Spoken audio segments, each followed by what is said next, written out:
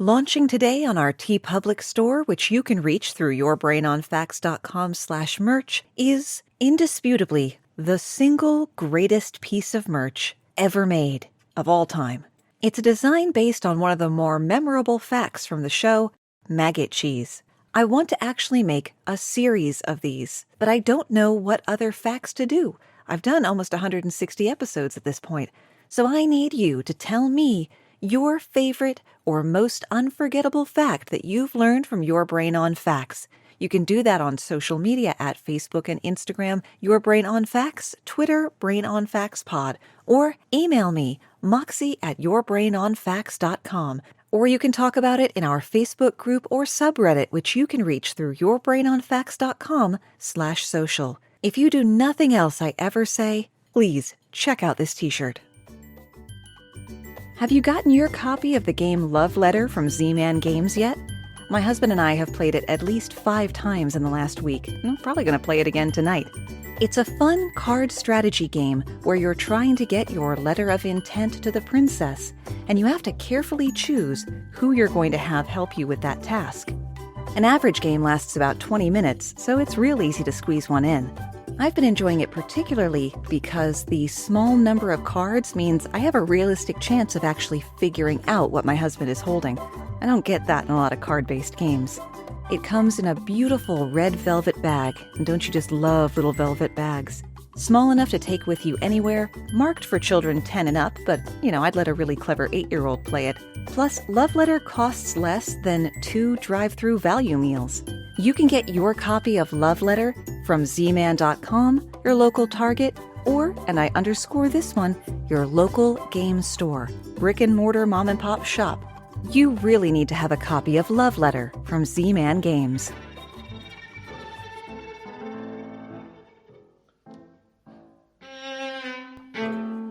These days, the term e-car is shorthand for electric car, but in 1955, it was the working name for a car that was going to shake up the mid-range luxury car market.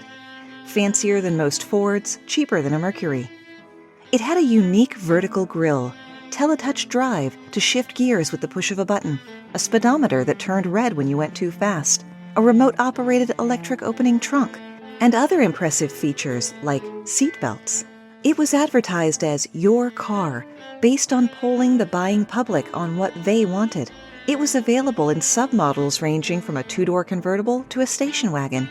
Named for the son of the company's founder and father of the current head of the company, this car left an indelible mark on the automotive industry. For all the wrong reasons. My name's Moxie, and this is Your Brain on Facts. Little peek behind the curtain here. My last name isn't really LaBouche. Shocking, I know, that the name Moxie LaBouche might be made up. My real family name is Tucker, like the first entrant of our list today. You might have heard of the 1988 movie Tucker, A Man in His Dream, starring Jeff Bridges. Heard about it was exactly all I did. You'd think I would have at least inquired as to if we were related and there was maybe some money, but no. So we're learning together today, you and I. The Tucker in question was Preston Tucker, a gifted businessman and dedicated gearhead, born in 1903 in Michigan. By the age of 16, he was already making money buying and flipping cars, and had left school to work at Cadillac as a clerk. Tucker would later join the Lincoln Park Police Department because he wanted to drive the cars, but was banned from driving them after he used a blowtorch to cut a hole in the dashboard of one to let heat from the engine warm the cabin. An unconventional approach, but bear in mind the average winter low temperature in Michigan is 17 degrees Fahrenheit or -8 degrees Celsius. You do what you gotta do. During World War II, the U.S. government shut down the auto industry so the factories could make tanks, planes, and other gears of war. After a few years with no new cars, there were a lot of past-it cars on the road and no new cars to replace them. Tucker realized people were going to want a new car once this whole kerfuffle was behind us. He also knew how the big car companies would fill that need. They would just take the designs and parts that were interrupted in 1942, fire up the assembly lines, and call the cars that rolled off 1948s, even though they were really just leftover 42s. It's not like people would have a choice, right? What are you going to do? Buy a car from some small upstart visionary company? Tucker, on the other hand, wanted to start afresh, and in many ways that was to his advantage. He could tinker with newfangled technologies like fuel injection and disc brakes. If only he had his own car company. So he started one. Tucker wasn't just a creative engineer, he was also a very charismatic salesman. The kind of guy who could sell the Pope a double bed, could sell a ketchup popsicle to a woman wearing white gloves. He could sell a glass of water to a drowning man. And my personal favorite when I started Googling for more of these expressions, he could sell a literal meaning to a high school English teacher. I feel that one. He also knew how to massage the media, a critical skill in those bygone times before instant electronic virality. Tucker met with a car designer to draw up quite a stylish design, what would become the Tucker Torpedo. The drawings of the rear-engine car with slick lines that made it look like it was in a hero wind even when it was sitting still, and a third headlight that swiveled to light the way around corners. Other cars of the era looked downright dumpy in comparison. The story and the drawing was picked up by papers across the nation, and the public started to get excited. Style was a concern, of course, the automotive equivalent to "we eat with our eyes first." But Tucker was also looking at practical things. The rear-engine design left more usable space in the front of the car. And safety, with things like a padded dash and seatbelts standard. Tucker enlisted a few talented fabricators to help him make the prototype, nicknamed the Tin Goose, a play on Howard Hughes's experimental wooden plane, the Spruce Goose. Now Tucker needed a plant in which to manufacture. He found a factory in Chicago that had been used to make bomber engines during the war, and he was able to massage some connections until the War Assets Administration, which still controlled the building, would let him lease the factory, provided he could come up with the money. To raise the money for the lease, Tucker initially decided to get a bank loan, but for $15 million, the amount he needed, the banks wanted control of the Tucker Corporation. Oh, screw that. Tucker decided instead to sell car dealerships of a company that only barely existed, which still didn't have a fully functional prototype. This understandably got the attention of the Securities and Exchange Commission. The SEC started investigating, but Tucker argued that he'd need permission from the SEC to sell stocks or securities, but he didn't need their permission to sell franchises.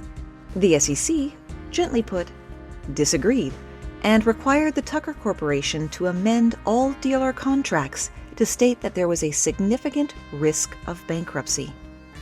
That quelled some investor enthusiasm, and Tucker was only able to raise $6 of the $15 million he needed. Still, that's the equivalent of raising $67 million without a product to show for it. And we just keep doing this, don't we? We as a society get swayed by lofty promises and initial prototype designs, and we go full, "Shut up and take my money!" That's how you get things like Theranos, that scam blood testing company. Now, Tucker wasn't lying about his product, though, nor did he speak in a ridiculously artificial baritone, as far as I know. One of the investors, by the way, was Carmine Coppola, whose son Francis would direct the Tucker movie. Papa Coppola also did the scores for his son's most famous movies. After signing the lease, Tucker faced a second major hurdle when the National Housing Agency ordered the WAA to terminate Tucker's lease so the factory could be used to build prefabricated housing, another product that would see skyrocketing post-war demand. Tucker spent 4 months fighting this breach of contract in court, but he eventually prevailed. But still there was that $9 million shortfall to make up, so he decided to sell stock. Tucker proposed to the SEC an initial public stock offering of $20 million, which the SEC agreed to, provided a working prototype be built. While Tucker shook hands and made deals, his people took the Tin Goose on the road. Everywhere they went, people flocked to it. In New York City, they charged admission to see it, and actually outsold some Broadway shows. Tucker and the Torpedo were in the news constantly, in articles that painted him as an underdog taking on the big three automakers. The big three, naturally, saw all this fervor and were none too pleased. It's been reported that they began pressuring lawmakers and government officials, interfered with Tucker's ability to buy steel, and even fielded spies in his plant. The Tucker Corporation was busy converting the plant for its first production run, but they'd only raised $15 of the $20 million for their IPO, coming up short again. They'd hired 1,600 employees, but had no revenue for wages, parts, or materials. So Tucker decided to set up a pre-order plan that let customers pre-purchase the features they'd want on their car, like exterior and interior color, which raised another $2 million. But the SEC determined that pre-selling accessories to a product that doesn't exist was fraudulent and illegal, and they ordered production of the cars stopped and the factory shut down while they investigated.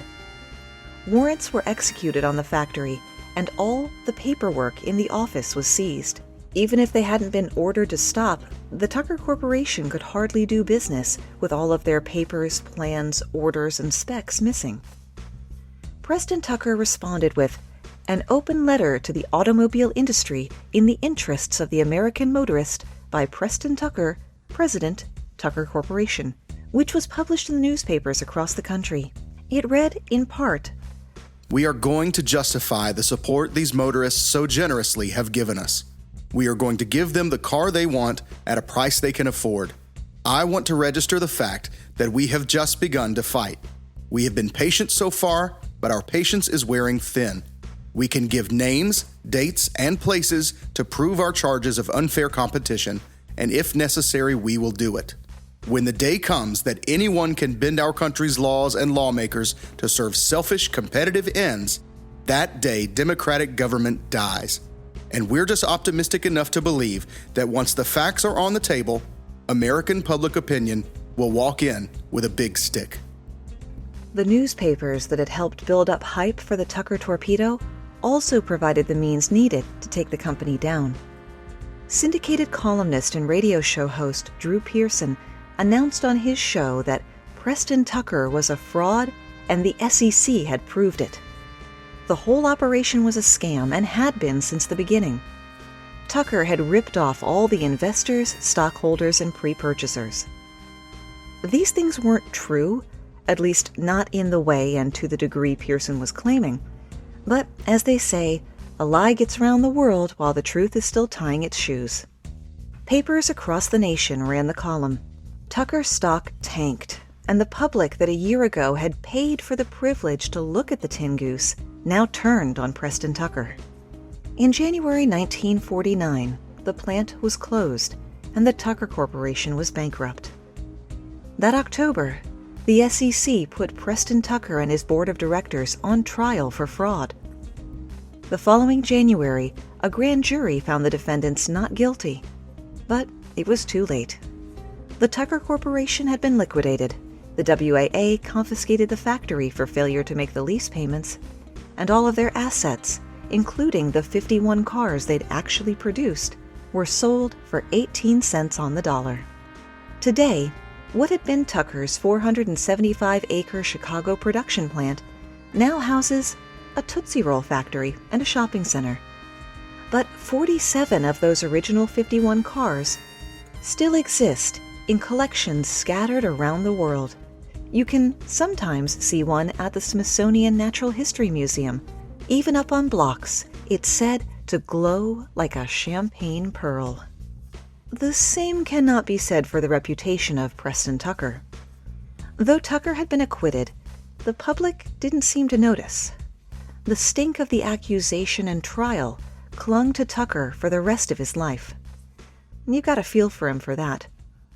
One person who might well have sympathized, and could definitely empathize, not to put words in his mouth, was John Z. DeLorean, who suffered largely the same fate.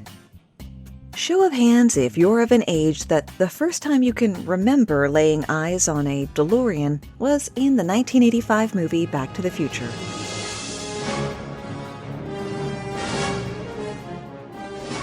Back to the Future, incidentally, came up repeatedly during the most recent episode of Spot the Lie, the Patreon-exclusive podcast uploaded yesterday.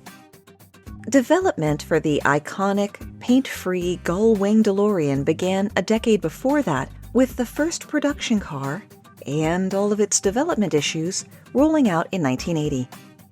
With the exception of 5 gold-plated cars, every DeLorean left the factory naked as a jaybird in all their raw stainless steel glory.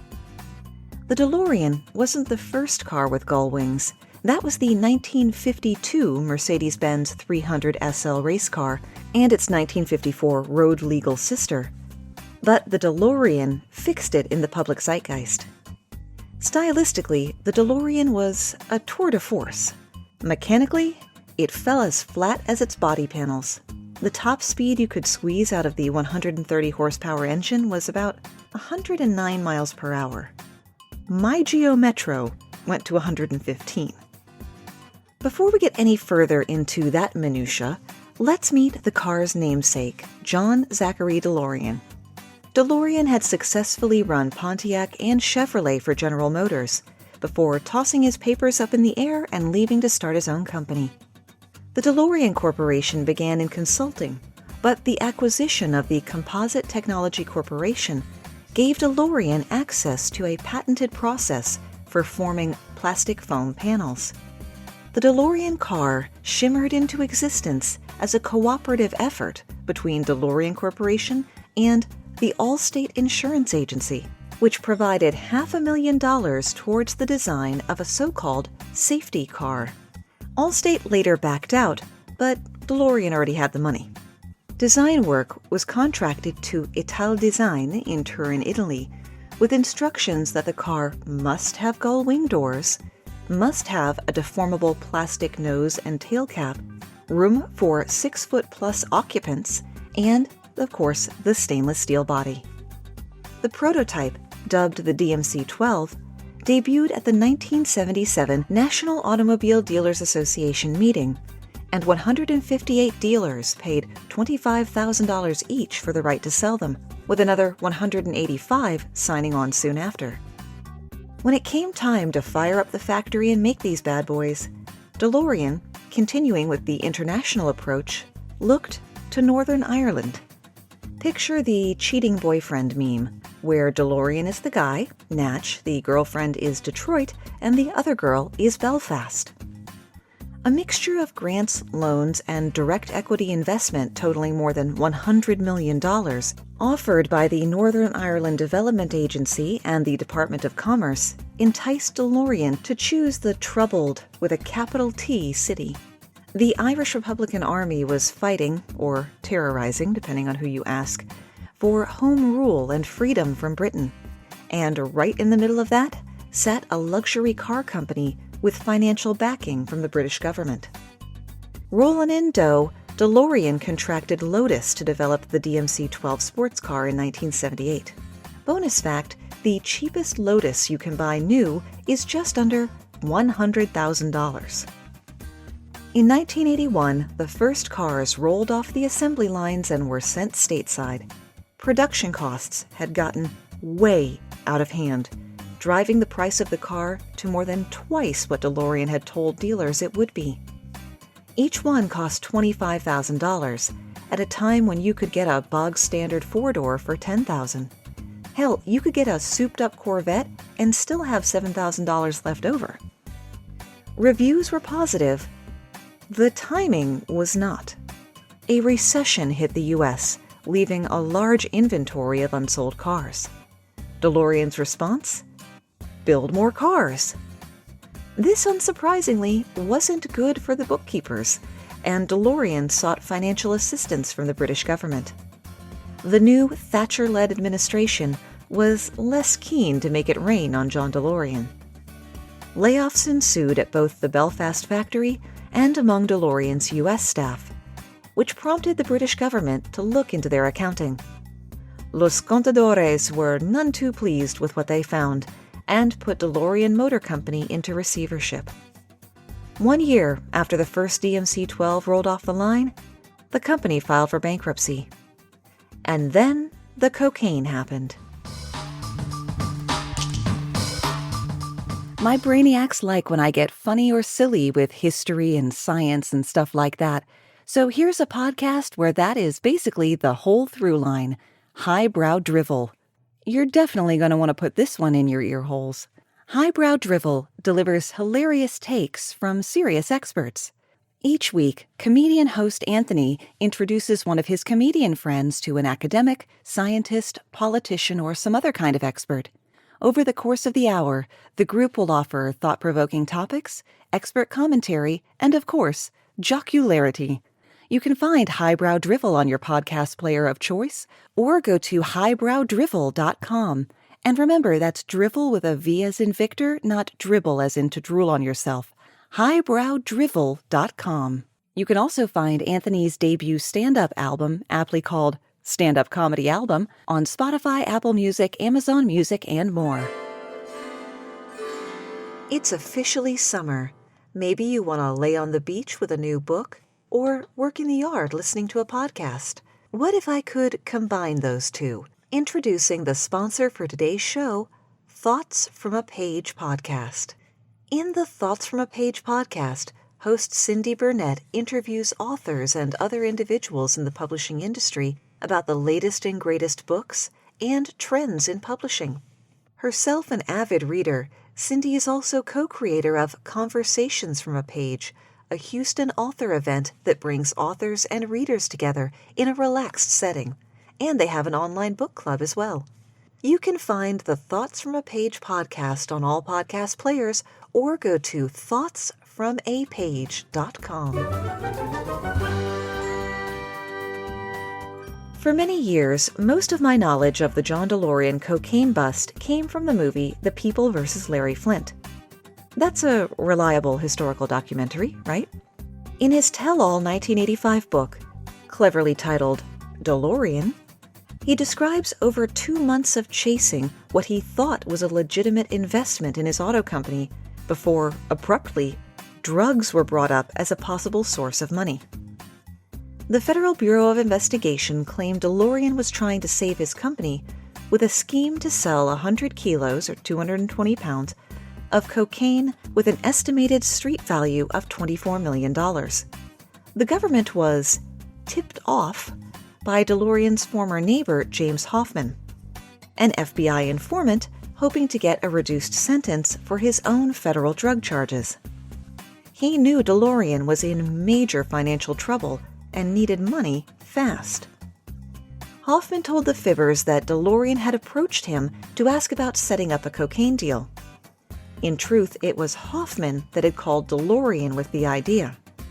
Hoffman called DeLorean a lot, pestering him about it. In October 1982, DeLorean was charged by the U.S. government with trafficking cocaine following a videotaped sting operation in which he was recorded by undercover federal agents agreeing to bankroll a cocaine smuggling operation, sitting in front of 60 pounds or $6.5 million worth of cocaine in an LAX hotel. DeLorean's lawyers successfully argued that the FBI and the DEA illegally trapped DeLorean, who had no criminal record, when they allowed Hoffman, a career criminal, to randomly solicit DeLorean into a criminal conspiracy. They called just one witness, Carol Winkler, DeLorean's administrative assistant, whose call log showed that Hoffman made the very first call. DeLorean was found not guilty in August of 1984, but by then, DMC had already collapsed into bankruptcy, and DeLorean's reputation as a businessman was irrevocably tarnished. When asked after his acquittal if he planned to resume his career in the auto industry, DeLorean quipped bitterly, "Would you buy a used car from me?" Then the IRS and its British equivalent came knocking. These inquiries eventually led to John DeLorean's indictment in 1985 on 15 federal charges of fraud, racketeering, wire fraud, and more. He was found not guilty then, too, even though it wasn't, and still isn't, entirely clear where $17 million of investor money went. Interestingly, Back to the Future opened in July of '85, smack between DeLorean's criminal trials.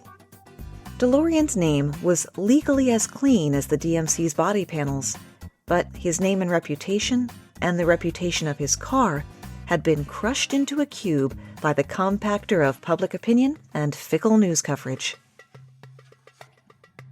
Picture it, America, 1973. Gas is starting to get really expensive and would soon be in short supply.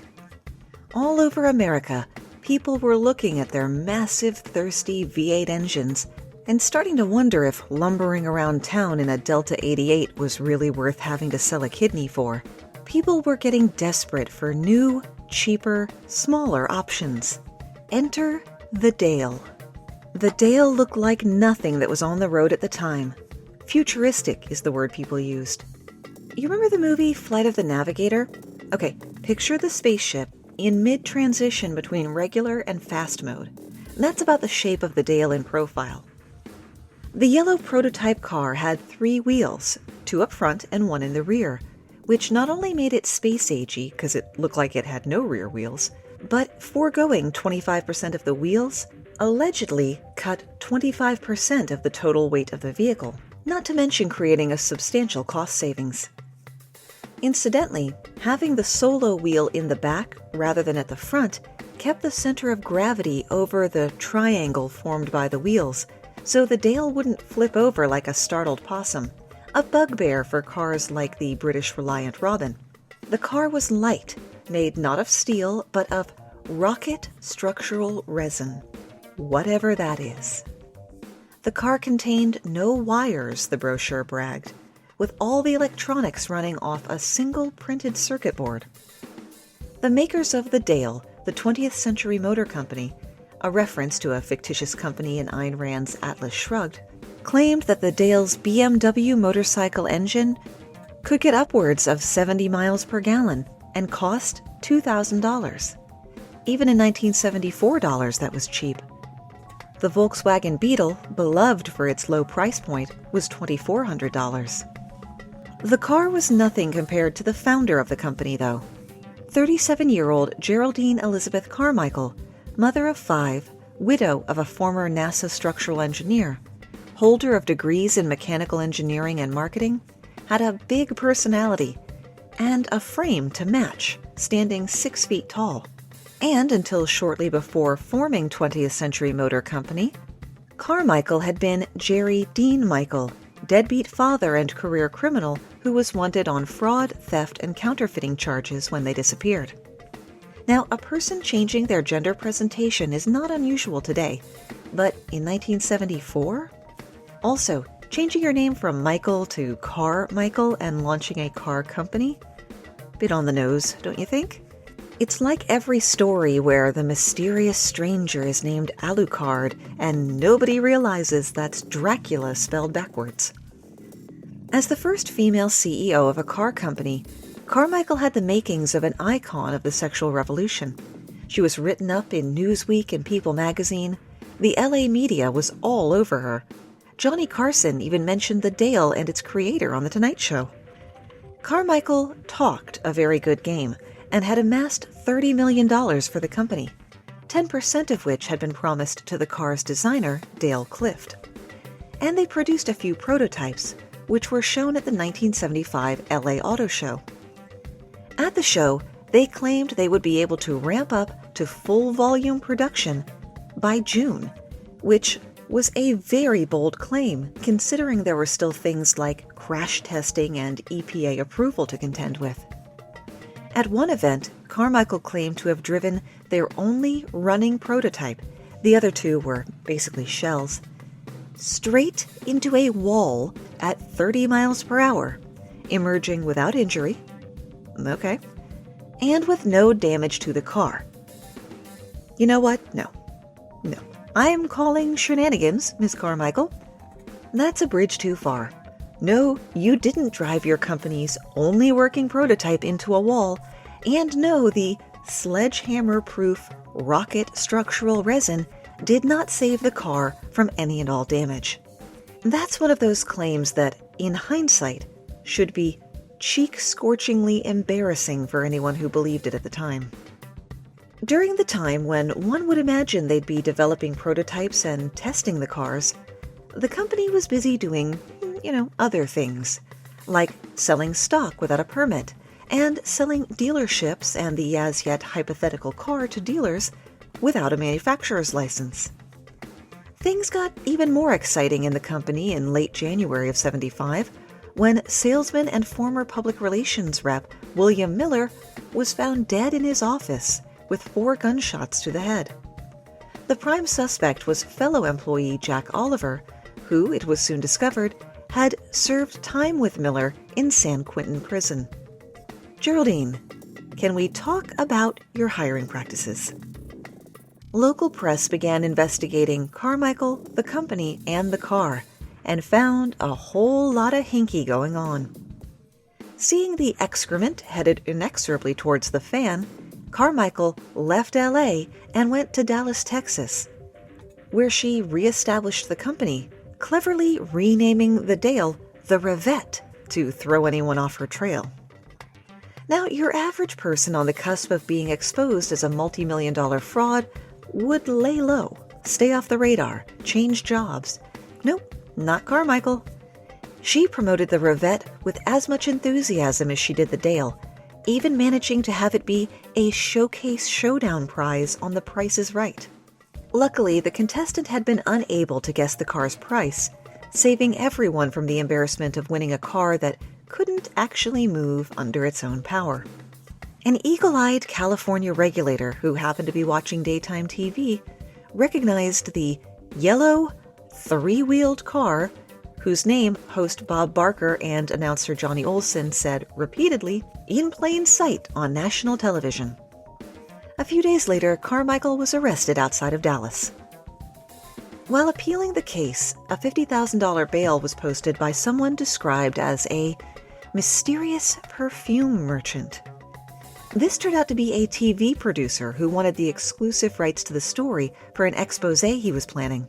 Carmichael slipped away again.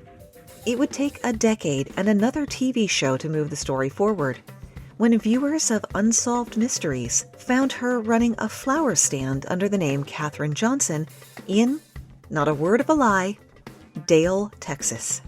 Did she go looking for a town named Dale, one wonders, or did the universe just rip a fatty and say, you know what'll be really funny?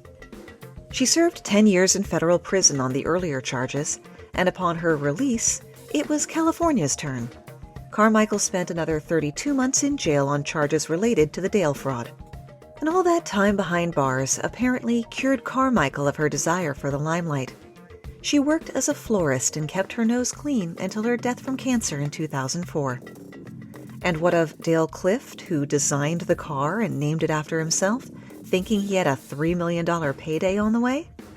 Carmichael only paid him $1,000 in cash and a $2,000 check, which bounced.